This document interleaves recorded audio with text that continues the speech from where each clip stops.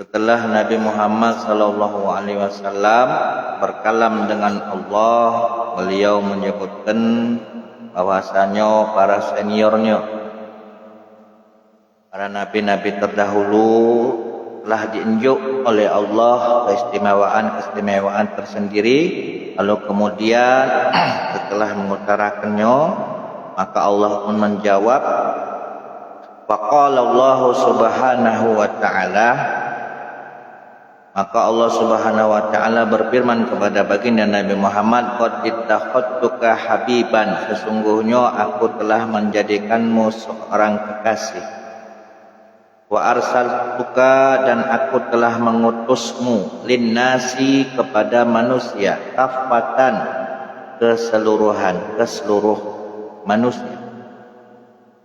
Basyiron, sebagai nabi yang memberikan kabar gembira, ai bisawab, berupa pahala bagi hamba-hamba Allah yang mau beramal soleh. Wa naziron, dan sebagai nabi yang memberikan peringatan, ail bil iqab, berupa siksaan bagi hamba-hamba Allah yang bermaksiat. Wasyarahtu, dan telah aku lapangkan, kata Allah, laka kepadamu Muhammad, sadraka, hatimu, wa wada'tu anka, dan telah aku angkat darimu, wizraka, dosamu. Wa rafa'tu laka zikrok, dan telah aku angkat laka untukmu, zikroka, sebutanmu. Ai, yakni la azkuru, tidaklah aku menyebut, illa zakartu ma'in, melainkan di situ engkau pun kusebut bersama dengan nama. Makanya kalimat la ilaha illallah disandingkan dengan Muhammad ya Rasulullah. Wa ja'altu ummataka, dan aku menjadikan umatmu ummatan wasaton, sebagai umat wasaton yang tengah-tengah. Maksudnya khiyaron, umat yang terpilih. Adulan, sebagai umat yang adil. Wa ja'altu ummataka, dan aku telah menjadikan umatmu hum al-awwalun, yaitu mereka umat yang awal. Ail fil ba'si, ketika dibangkitkan, wal hisabi, dan ketika dihisab, wal mururi ala sirat, dan ketika melewati jembatan siratul mustaqim, badukhulil jannah, dan ketika masuk ke dalam surga. Jadi umatnya Nabi Muhammad yang pertama kali bakal dibangkitkan, bakal dihisab, bakal melewati siratul mustaqim, bakal yang pertama kali masuk ke dalam surga.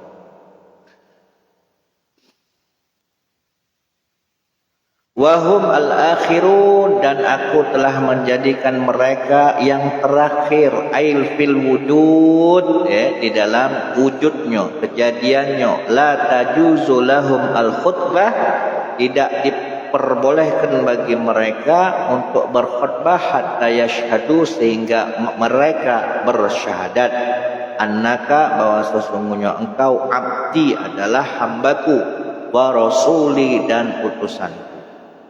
Wa ja'altu min ummatika, dan aku telah menjadikan di antara umatmu aqwaman, aku jadikan ada beberapa kaum, qulubuhum, yang mana hati-hati mereka, anajiluhum, maksudnya apa anajil, wa'izuhum, ada yang memberi nasihat, wa amarahum, ada yang beramar ma'ruf, wa nahiyuhum, dan ada yang nahi mungkar. Wal makna, maksudnya adalah anajiluhum tu apa, qulubuhum anajiluhum adalah qiraatuhum, mereka yang ahli Quran, mahfuzun, yang terpelihara fi qulubihim, di dalam hati mereka. Al-Quran dijaga di dalam hati mereka.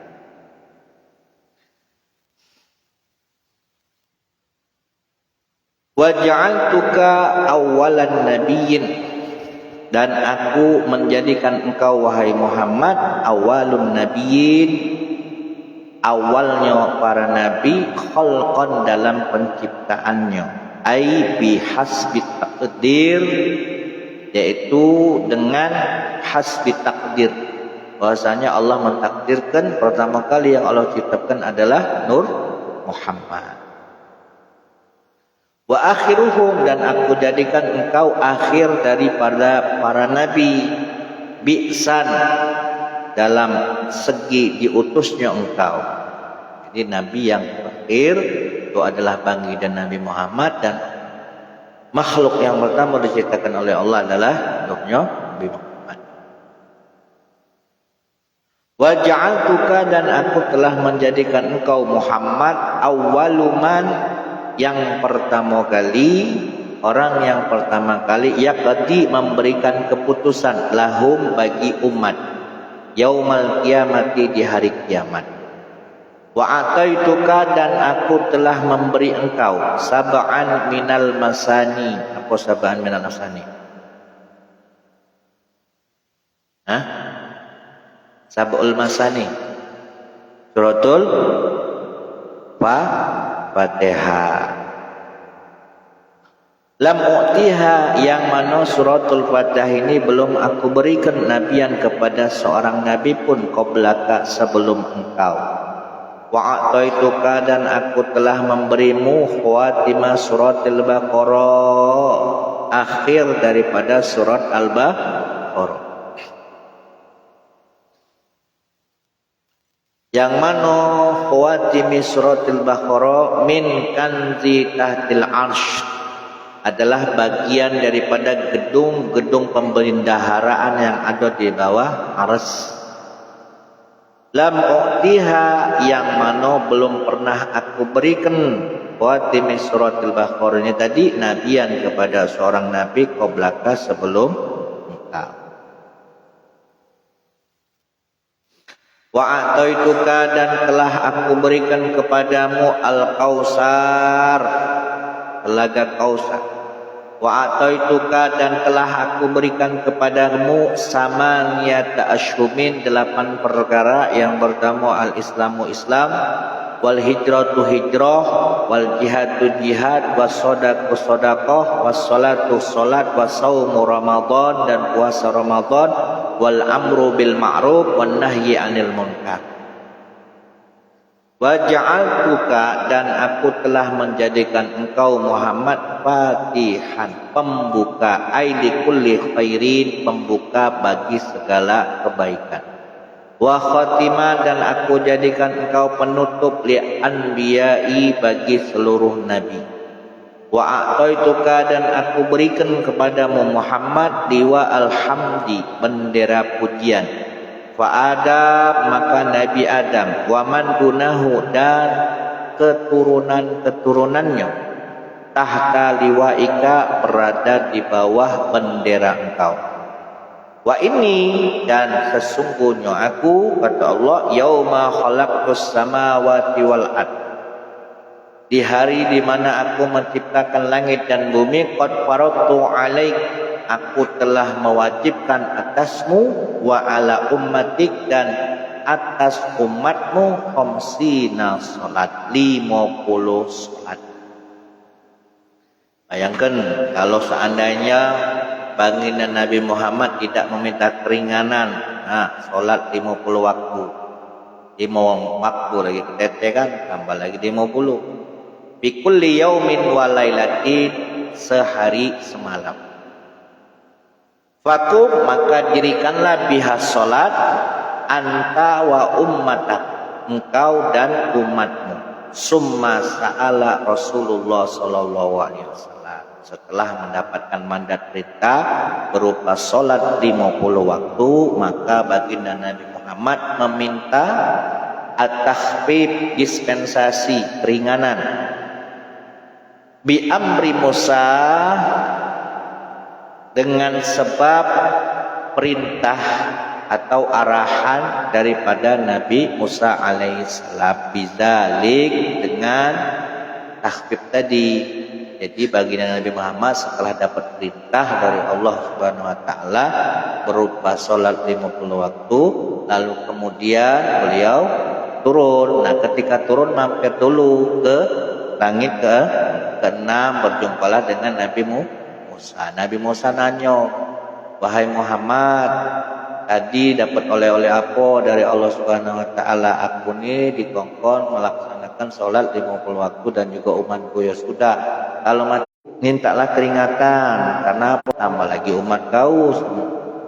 Umatku dewek Bani Israel, orangnya kuat-kuat, hebat-hebat, terpinter lagi tidak mampu.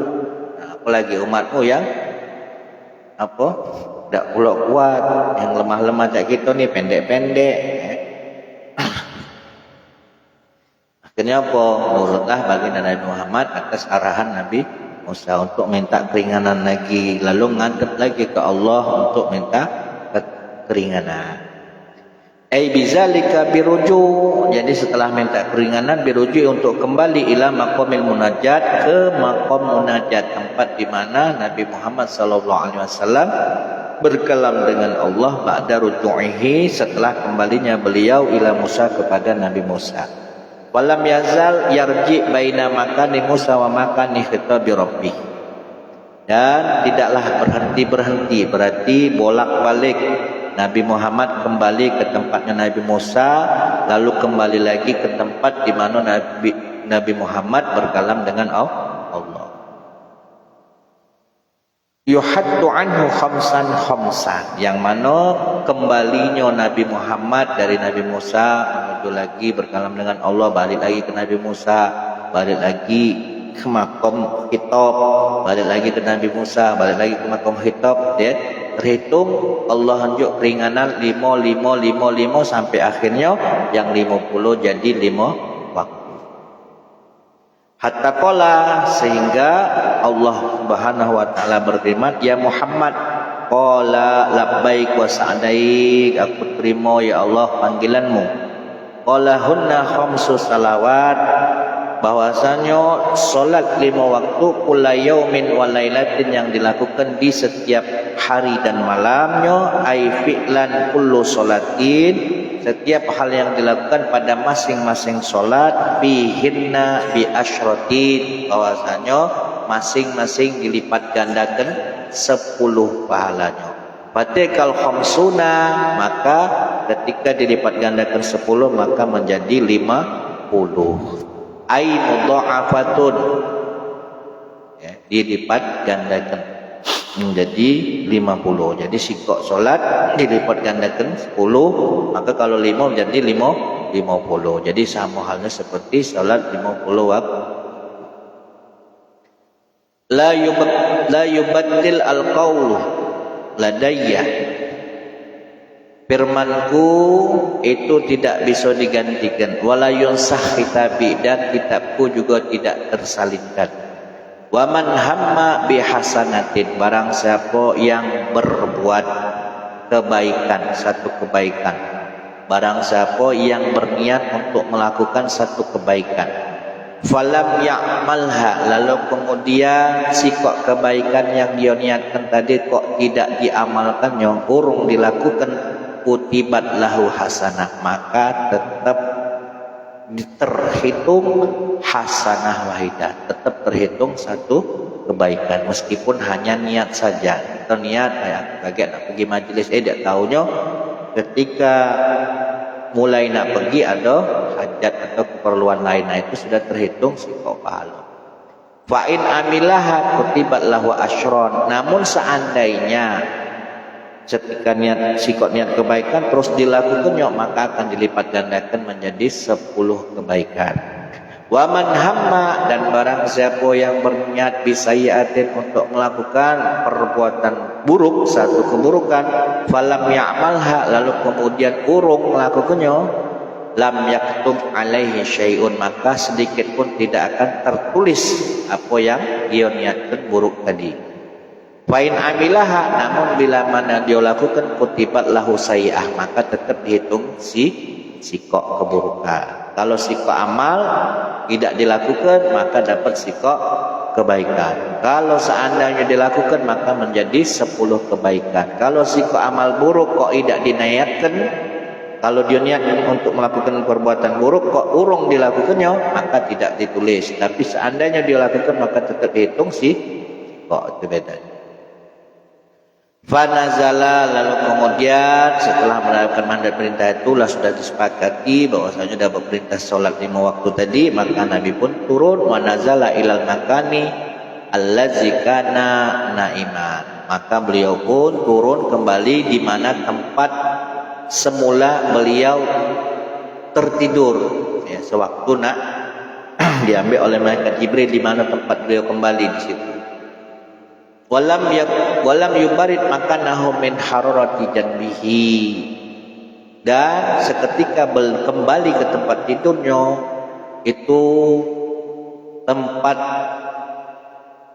tidurnya itu belum sempat dingin, masih dalam posisi hangat. Kita ini kan kalau habis tidur itu kan biasa tempat tidur kita ini masih hangat kalau kita bangun. Nah, kecuali kalau lama dia normal dingin lagi. Nah, ini masih hangat. Berarti perjalanan Isra wal Mi'raj itu hanya sebentar. Namun sebentarnya ini kalau menurut hakikatnya ya, di pandangan hakikatnya itu lama ya, karena mengalami beberapa peristiwa mulai dari Isra sampai Mi'raj. Tapi selesai masa dengan ibarat baca kita mimpi, nah hidup sepanjangan mimpinya cuma berapa menit ya. Tapi ini nyata, perjalanan Isra Mi'raj ini nyata, bukan mimpi. Perjalanan jasad dan ruhnya baginda Nabi Muhammad sallallahu alaihi wasallam. Tanbih qauluhu wa qablahu.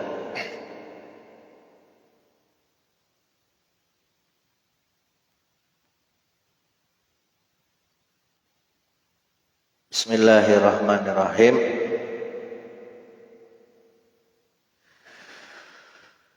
Ada 27 nasihat yang tertulis di dalam kitab Taurat. Atau siapa kemarin? Wahab bin Mundah, Imam Wahab bin Nabih. Nah, sekarang masuk ke nasihat yang ke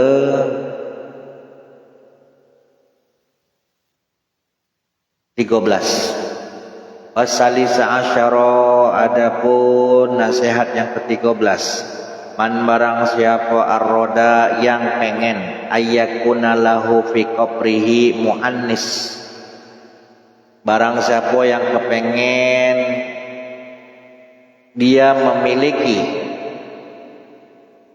hal yang menyenangkan dirinya ketika dia sudah berada di dalam kubur, waliyakum, maka hendaknya dia mau bangun fi zulmatil laili, di tengah malam, di gelapnya malam dia harus galak bangun. Lalu kemudian apa? Wal yusolli, hendaklah dia melakukan solat nafilah, yaitu solat sunnah walau rakaatan, meskipun hanya 1 rakaat saja.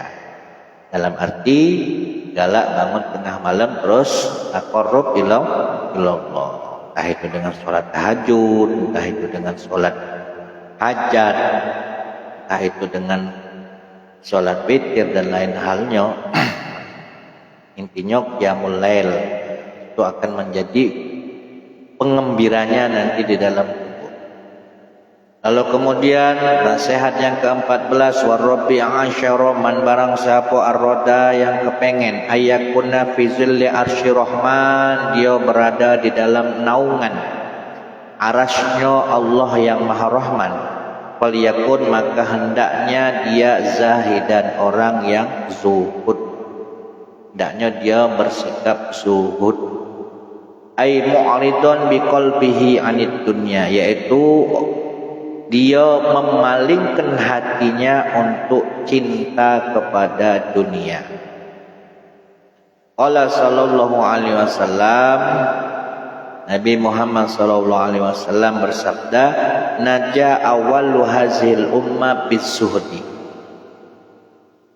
Umat yang pertama kali, yaitu umatnya setelah baginda Nabi Muhammad, sahabat, tabi'in ya, dan seterusnya. Umat yang pertama kali itu selamat dengan sebab apa? Bizuhdi, dengan sebab zuhud. Wal yakin, dan yakin. Wa sayahliku akhiruha, dan bakal binasa, bakal rusak akhiruha, umat yang terakhir dengan sebab apa? Bil hirsi, dengan sebab serakah. Serakah dengan harta, serakah dengan pangkat. Watulil amal, dan angan-angan yang panjang. Wal khamisa asyara, adapun nasihat yang ke-15, man barang siapa aroda yang kepengen ayakuna hisabu, kepengen hisabnya itu yasiron, gampang, mudah, faliyakun, maka hendaklah dia nasihan li nafsi, orang yang selalu berbuat baik untuk dirinya, wa ikhwanihi, dan juga saudara-saudaranya. Sebagaimana dia memperlakukan dirinya baik, maka itu juga dia memperlakukan baik terhadap saudara-saudaranya. Ruwiyah diriwayatkan an Utsman bin Affan, dari sahabat Utsman, annahu qala, beliau berkata, man barang siapa lam yazdad yauman biyaumin, barang siapa yang tidak tambah hari demi harinya, tidak tambah khairan kebaikannya, fadzalika, maka orang yang tidak bertambah hari demi hari kebaikannya itu adalah rajulun, seorang tajahazu, yang telah mempersiapkan dirinya ilan nari, menuju api neraka. Kalau baca, hari ini lebih baik daripada hari kemarin, hari esok lebih baik daripada hari ini. Ala basiratin, dia telah mempersiapkan dirinya menuju neraka. Ala basiratin, menurut penglihatan hatinya. Rawahu al-Askari, hadis riwayat Imam Askari. Waruwiya annahu sallallahu alaihi wasallam qala iza wajada ahadukum li akhihi nushan, jika salah seorang dari kamu mendapati kebaikan untuk saudaranya, fi nafsihi, dalam dirinya, falyazkur lahu, maka hendaklah orang yang mendapatkan kebaikan itu untuk mengungkapkannya kepada saudaranya. Semisal Rusman dapat rezeki duit 2 juta, ngomonglah dengan si Ewin, tadi dapat duit 2 juta. Nah, maka Ewin kage kalau nak berasa tidak canggung, karena Rusman tadi lah ngomong, oh dia dapat rezeki nomplok, bukan ngedem, dia harus mengungkapkannya tadi bukan ajang pamer, tadi ungkapan syukur. Rawahu Ibnu Adi, hadis riwayat Imam Ibnu Adi. Wasadisa asyara, adapun nasihat yang ke-16, man barang siapa aroda yang pengen ayakunal malaikatu zairina lahu, barang siapa yang kepengen tamu rumahnya itu adalah para malaikat, barang siapa yang kepengen rumahnya ditamuni oleh malaikat, waliyakun wari'an, maka hendaklah dia menjadi orang yang waro. Apa waro? Mempunyai sikap yang hati-hati, tidak gampang-gampang menerima barang haram maupun syubhat. Kadang wong tu alim, ilmunya banyak, bahkan tersohor, tapi tidak zuhud, tapi tidak waro. Kadang dia biasa-biasa baik, ilmunya tidak pula banyak, tapi dia mempunyai sikap waro, punya sikap zuhud. Nah, wong yang macam ini perlu kita ikuti, perlu kita muliakan. Jangan kita terbuai dengan kealimannya saja. Dia paham segala ilmu, misalkan dia hafal Quran, hafal hadis, tapi ternyata kesehariannya akhlaknya kurang bagus, kurang birai, kurang zuhud. Wal wara'u, adapun yang dinamakan wara' adalah syartun, syarat istiqomatiddin, di dalam istiqomah beragama. Fa adnal wara', minimal sikap wara' adalah wara'ul udul, sikap waroknya orang yang adil al-mazkur yang telah disebutkan bisyahadati dalam bab syahadat, dalam bab persaksian. Maksudnya apa? Dalam hukum Islam ini sebenarnya yang berhak menjadi saksi mereka yang punya sikap adil. Sikap adil itu apa? Tidak gampang-gampang makan haram, tidak gampang-gampang makan subhan. Nah, itu minimal wara. Wa alahu wara'u siddiqin.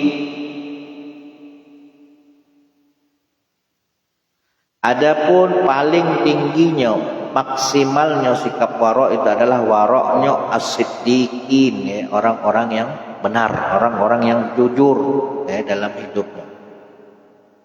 Qala sallallahu alaihi wasallam khairu dinikumul al-wara'. Nabi Muhammad sallallahu alaihi wasallam bersabda, sebaik-baik agama kamu adalah sikap wara'. Wasabi asyara, adapun nasihat yang ke-17, man barang siapa arada yang kepengen ayakuna fi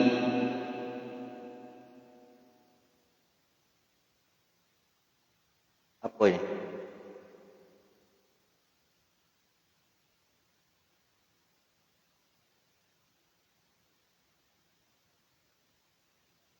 Bihubuhatin dia.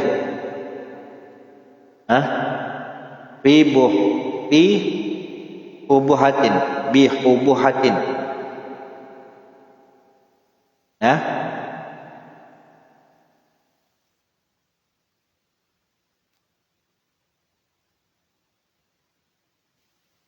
Bihubuhatin, ya.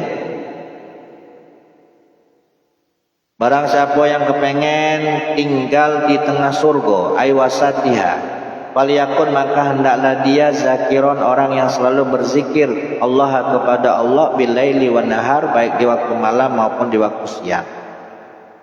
Qala al-Qushairi, berkata Imam Qushairi, la yasil abdun ilallah, seorang hamba itu tidak akan sampai kepada Allah illa bidawami zikri, kecuali dengan cara dia mendawamkan zikir. Wa zikru ala qurbaini, dan zikir ini terbagi menjadi dua macam. Zikrul lisan, yang pertama zikir dengan lisan. Wa zikrul qalbi, yang kedua zikir dengan hati. Wa zikrul lisan bihi, maka adapun zikir lisan itu yasilul abdau ila istihdamati zikril qalbi. Zikir lisan itu bisa menyampaikan seorang hamba kepada istidami zikril qalbi, untuk mendawamkan zikir hati.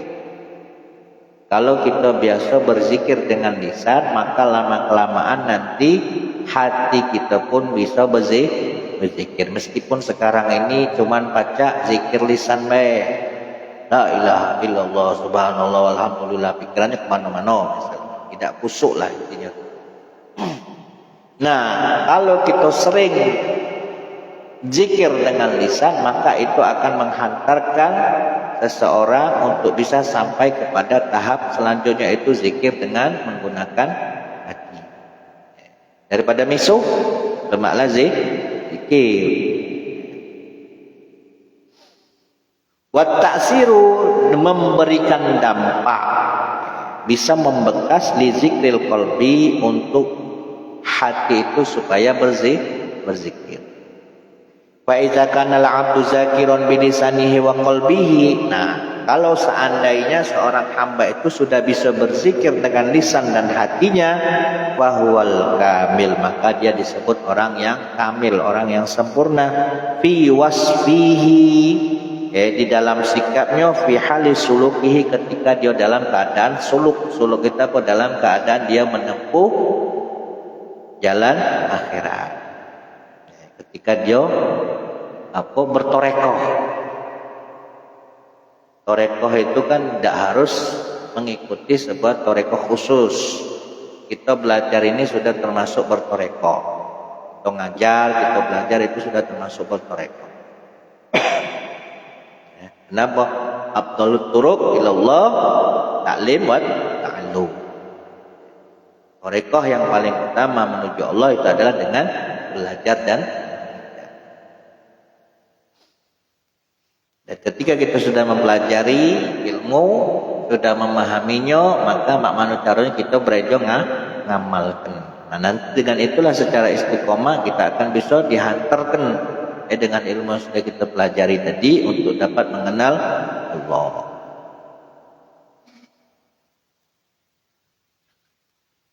Wasamina asyara yang ke-18, man barang siapa aroda yang pengen ayat dakhulal jannah, masuk surga bi ghairi hisab, dengan tanpa hisab, falyatub, maka hendaklah dia bertaubat ilallah, kepada Allah, taubatan nasuha, dengan taubat yang sesungguhnya.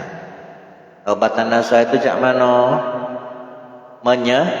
Menyesal atas perbuatan dosa yang dilakukan, lalu kemudian punya semangat juang untuk menghindar dari maksiat, lalu kemudian menyesali perbuatan-perbuatan dosa yang sudah dilakukan, lalu kemudian memperbaikinya dengan amal soleh dan berusaha berupaya semaksimal mungkin untuk tidak mengulanginya kembali.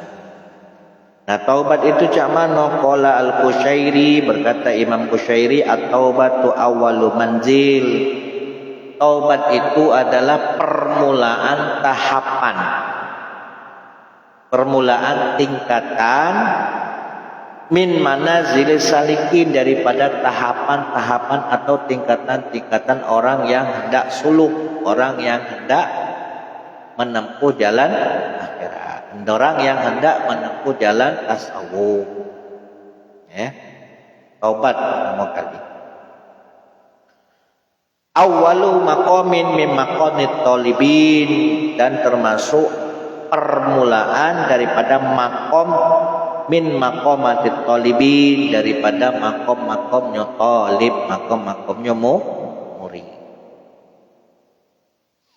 Qala ahlul ma'rifat, berkata ahlul ma'rifat, igsilu arba'an bi arba'in, basuhlah 4 perkara dengan 4 perkara yang lain.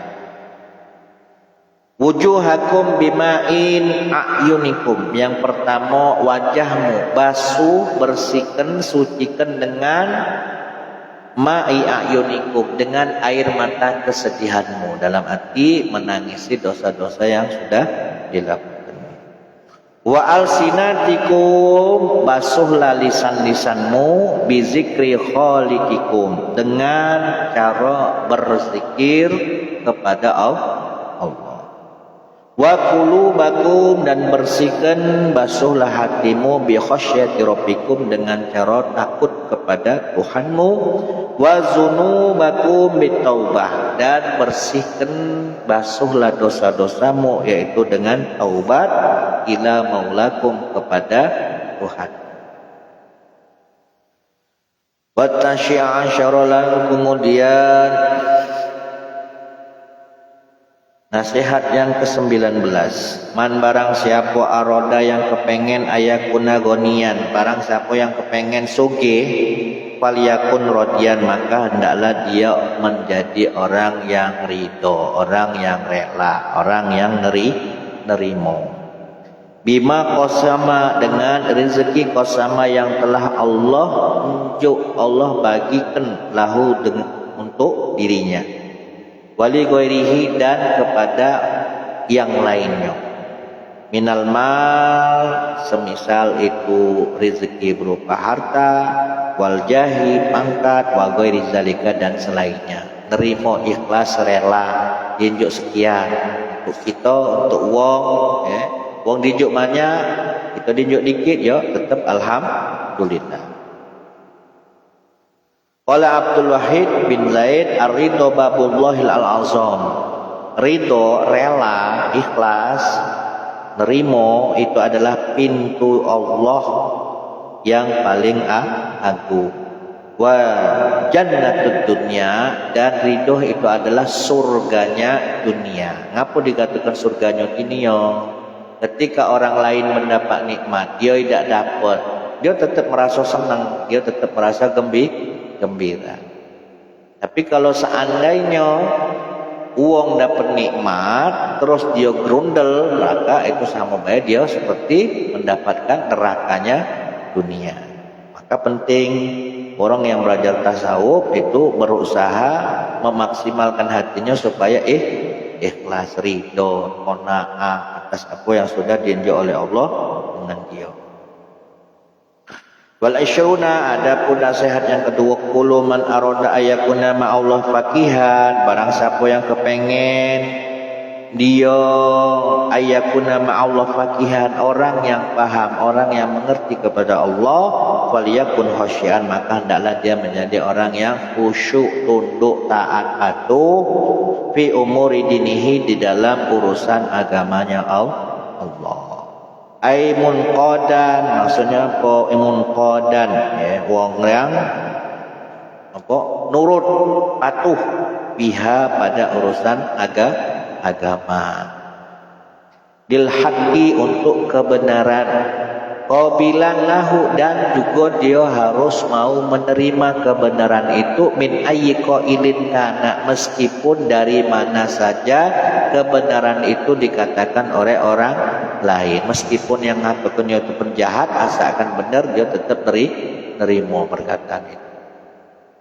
Tidak harus waktu baik perkataannya baik, tidak. Dalam arti kalau seandainya perkataan baik, bagus, meskipun keluar dari penjahat, maka dia tetap diterima kebaikan.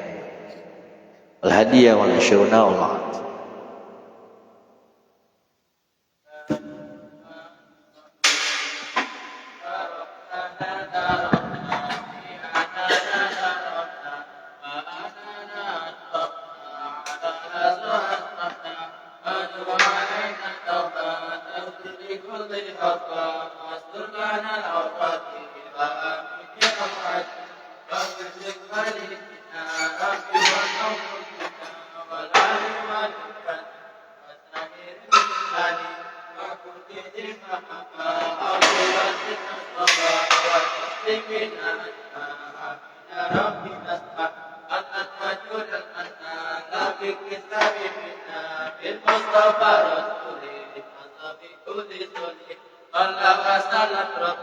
عليه أتت بمعانيه